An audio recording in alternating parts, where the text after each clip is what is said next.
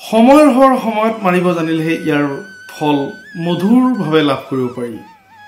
বা সময়ৰ যদি সময়ত মাৰিব পৰা নাযায় তেতিয়াহ'লে ইয়াৰ ফলাফল বা ইয়াৰ ফল কেতিয়াও মধুৰ নহয় অৰ্থাৎ উপযুক্ত সময়ত উপযুক্ত চিন্তা চৰ্চাৰে উপযুক্ত পৰিকল্পনাৰ জৰিয়তে যদি কোনো কাম কৰা হয় তেতিয়াহ'লে সেই কামৰ ফলাফল অতি সুন্দৰ হয় আৰু সেই ফলৰ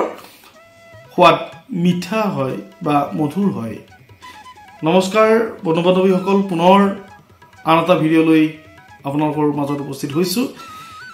বহু ব্যক্তি বহু শুভাকাংক্ষী মোক সুধি আছিল যে শাওন মাহৰ ব্ৰত কেইটা হ'ব বা সোমবাৰ প্ৰতি সোমবাৰ কোন তাৰিখত সোমবাৰ কেইটা পৰিছে বা এই সোমবাৰ কি কৰিলে ভাল হ'ব সেই ধৰণৰ সমাধানখিনি লৈ বা মীমাংসাখিনি লৈ আপোনালোকৰ মাজত উপস্থিত হৈছো আপোনালোকে ভিডিঅ'টো শেষলৈ চাব আৰু এইখিনিতে এটা অনুৰোধ যে মোৰ যিসকল এই চেনেলটোৰ কাৰণে নৱাগত সেইসকলে প্ৰথমতে মোৰ চেনেলটি সাবস্ক্ৰাইব কৰিব আৰু মোৰ ভিডিঅ'সমূহ আপোনাৰ বন্ধুবৰ্গলৈ লৈ যোৱাত সুবিধা কৰি দিব আহক আমি এই ধৰণৰ বিষয়খিনি আজি আলোচনা কৰিম কিয়নো বহু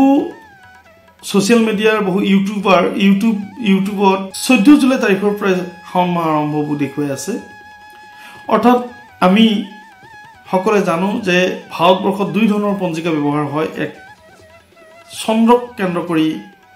চন্দ্ৰমাহ অনুযায়ী পঞ্জিকা নিৰ্ধাৰণ হয় আৰু এক সৌৰমাহ অনুযায়ী সূৰ্যক কেন্দ্ৰ কৰি সৌৰ মাহসমূহ গণনা কৰা হয় অৰ্থাৎ অসম পশ্চিমবংগ আৰু উৰিষ্যা এই তিনিখন ৰাজ্যৰ বাহিৰে ভাৰতবৰ্ষৰ সকলো প্ৰদেশতেই চন্দ্ৰমাহ অনুযায়ী গণনা কৰা হয় যাক দৃক সিদ্ধান্ত বুলি কোৱা হয় আৰু উৰিষ্যা অসম আৰু পশ্চিমবংগক সূৰ্যক কেন্দ্ৰ কৰি গণনা কৰা হয় কাৰণে সূৰ্য সিদ্ধান্ত অনুযায়ী সৌৰ মাহ হিচাপে গণনা কৰা হয় বা এই সৌৰ মাহ বিশেষকৈ ভাৰতবৰ্ষৰ এই তিনিখন ৰাজ্যত সৌৰ মাহ অনুযায়ী প্ৰতিটো উৎসৱ পাৰ্বণ গণনা কৰা হয় সেয়েহে উত্তৰ ভাৰতীয় পঞ্জিকা আৰু এই তিনিখন ৰাজ্যৰ পঞ্জিকাৰ বা অনুষ্ঠান বা ৰীতি-নীতিসমূহ কিছু প্ৰভেদ দেখা যায় অসম উৰিষ্যা আৰু পশ্চিমবংগৰ লোকসকলে বিশেষকৈ সূৰ্যীয় মাহ অনুযায়ী তেওঁলোকৰ আচাৰ অনুষ্ঠান বা উৎসৱ পাৰ্বণ এই ধৰণৰ বিষয়সমূহ সৌৰীয় পদ্ধতিৰ মতে গণনা কৰা হয় অৰ্থাৎ উত্তৰ ভাৰতীয় কিছুমান হিন্দী চেনেলে 14 জুলাইৰ পৰা শাওন মাহ আৰম্ভণি হ'ব আৰু শাওন মাহত 14 জুলাই সোমবাৰৰ তাৰিখটো শাওন মাহৰ অন্তৰ্ভুক্ত কৰিছে আৰু আমাৰ বহু লোকে এটা বিভ্ৰান্তিৰ সৃষ্টি হৈছে যে 14 জুলাই তাৰিখে প্ৰথম সোমবাৰটো হ'ব নে 21 জুলাই তাৰিখে প্ৰথম সোমবাৰটো পৰিব এই ধৰণৰ ভক্তসকলে অত্যন্ত বিভ্ৰান্তিৰ পৰা দেখা গৈছে যে অসম উৰিষ্যা আৰু পশ্চিমবংগৰ ভক্তসকলে উত্তৰ ভাৰতীয় পঞ্জিকা মতে বা উত্তৰ ভাৰতীয় চন্দ্ৰমাহ অনুযায়ী গণনা কৰা পঞ্জিকা মতে যদি 14 জুলাই তাৰিখৰ প্ৰথম সোমবাৰটোকেই শাওনৰ প্ৰথম সোমবাৰ বুলি মনা হয় তেতিয়াহ'লে নিশ্চয় ভুল কৰা হ'ব অৰ্থাৎ অসম পশ্চিমবংগ আৰু উৰিষ্যাৰ ব্যক্তিসকলে প্ৰথম সোমবাৰ হিচাপে শাওন মাহৰ প্ৰথম সোমবাৰ হিচাপে ধৰিব লাগিব 21 জুলাই তাৰিখটো আৰু 21 জুলাই তাৰিখৰ পিছত 28 জুলাই তাৰিখে দ্বিতীয় সোমবাৰ নিৰ্ধাৰিত হৈছে আৰু আগষ্ট মাহৰ 4 তাৰিখে তৃতীয়টো সোমবাৰ নিৰ্ধাৰিত হৈছে আৰু আগষ্ট মাহৰ 11 তাৰিখে চতুৰ্থটো সোমবাৰ নিৰ্ধাৰিত হৈছে আমি সকলোৱে জানো যে আমাৰ এই তিনিখন ৰাজ্যৰ ব্যক্তিসকলে সৌৰীয় গণনা অনুযায়ী উৎসৱ পাৰ্বণ অনুষ্ঠান নিৰ্ধাৰিত হয় হে উত্তৰ ভাৰতীয় পঞ্জিকা অনুযায়ী যি চন্দ্ৰ মাহৰ জৰিয়তে এই শাওন মাহৰ ব্ৰতসমূহ তেওঁলোকে বিভিন্ন বিধি বিধান দিয়া হৈছে বা দিছে সেইভাবে যদি আমাৰ ৰাজ্যৰ ব্যক্তিসকলে কৰা হয় তেতিয়াহ'লে নিশ্চয় এই কিছু অসুবিধা পেলাব বা বিভ্ৰান্তিত পৰিব সেয়েহে আপোনালোকক স্পষ্টভাৱে এই বিষয়খিনি ক্লিয়াৰ কৰি দিব বিচাৰিছো যেহেতুকে অসম পশ্চিমবংগ আৰু উৰিষ্যাৰ ব্যক্তিসকলে সৌৰীয় মাহ অনুযায়ী গণনা কৰা হয় বা সূৰ্য সিদ্ধান্ত অনুযায়ী গণনা কৰা হয় সেয়েহে আমি প্ৰথম সোমবাৰটো নিৰ্ধাৰণ হ'ব 21 জুলাইত, দ্বিতীয়টো নিৰ্ধাৰণ হ'ব 28 জুলাইত, তৃতীয়টো 4 আগষ্ট আৰু চতুৰ্থটো 11 আগষ্টত নিৰ্ধাৰিত হ'ব। প্ৰিয় বন্ধু বান্ধৱীসকল, এই শাওণ মাহৰ ব্ৰত কিয়নো কৰিব লাগে বা ইয়াৰ জৰিয়তে মানুহৰ কি প্ৰাপ্তি হয় বা ইপ্সিত আশাবোৰ কেনেকুৱা ধৰণৰ হয় বা ইপ্সিত কোনবোৰ আশা এই শাওণ মাহৰ ব্ৰত পালন কৰিলে পূৰ্ণাংগ হ'ব বা মনৰ ইপ্সিত আকাংক্ষাবোৰ পূৰণ হ'ব, এই ধৰণৰ বিষয় এটালৈ আপোনালোকৰ মাজত উপস্থিত হৈছোঁ। ভিডিঅ'টো শেষলৈ চাব। আহক আমি এই ভিডিঅ'টোৰ জৰিয়তে শাওণ মাহৰ পবিত্ৰতা বা শাওণ মাহটোনো কিয় পবিত্ৰ মাহ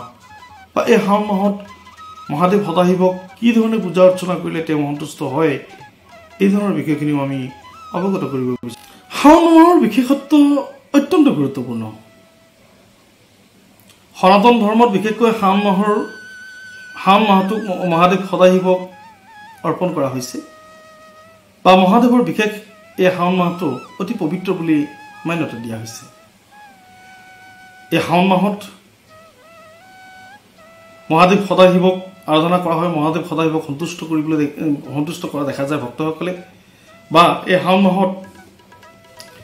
বিশেষকৈ শিৱালয়, দেৱালয় বা মন্দিৰ প্ৰাংগণ বা শিৱলিংগত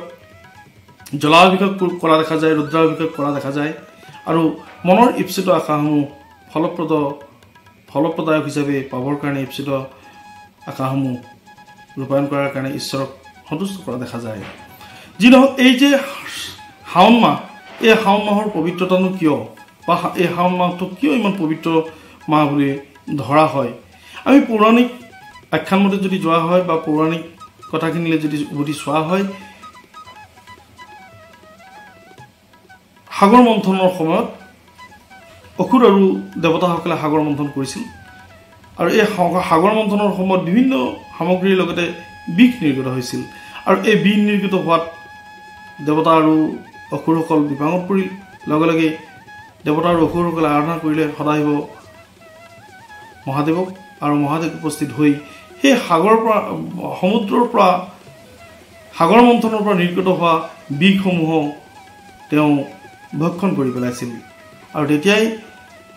সেই বিষসমূহ ভক্ষণ কৰাৰ পিছত তেওঁ ঢলি পৰিছিল আৰু তেওঁৰ কণ্ঠটো নীলা হৈ গৈছিল আৰু সেইকাৰণেই তেওঁক নীলকণ্ঠ বুলি আখ্যা দিয়া হৈছিল। আৰু পৰৱৰ্তী সময়ত সেই দেৱতাসকলে সদাশিৱক লিংগ অভিষেক কৰিছিল, ৰুদ্ৰ অভিষেক কৰিছিল আৰু পৰৱৰ্তী সময়ত ই এক পৰম্পৰা হিচাপে প্ৰতিগৰাকী সনাতনী ভক্তই এই শাওণ মাহত সদাশিৱৰ প্ৰতি সদাশিৱক সন্তুষ্ট কৰিবৰ কাৰণে লিংগত জলাভিষেক আৰু ৰুদ্ৰাভিষেক কৰা দেখা যায়। আনহাতে আন এটা আখ্যান অনুযায়ী দক্ষপুত্ৰী সতীয়ে সদাশিৱক পাবৰ কাৰণে সদাশিৱক পাবৰ কাৰণে প্ৰচুৰ তপস্যা কৰিছিল আৰু এই তপস্যাৰ শেষত এই শাওণ মাহতেই সতী আৰু সদাশিৱৰ বিবাহ সম্পন্ন হৈছিল। সেইকাৰণেই বিশেষকৈ এই শাওণ মাহটোক অবিবাহিত পাত্ৰ পাত্ৰীসকলে নিৰ্দিষ্ট ৰীতি নিয়মৰ জৰিয়তে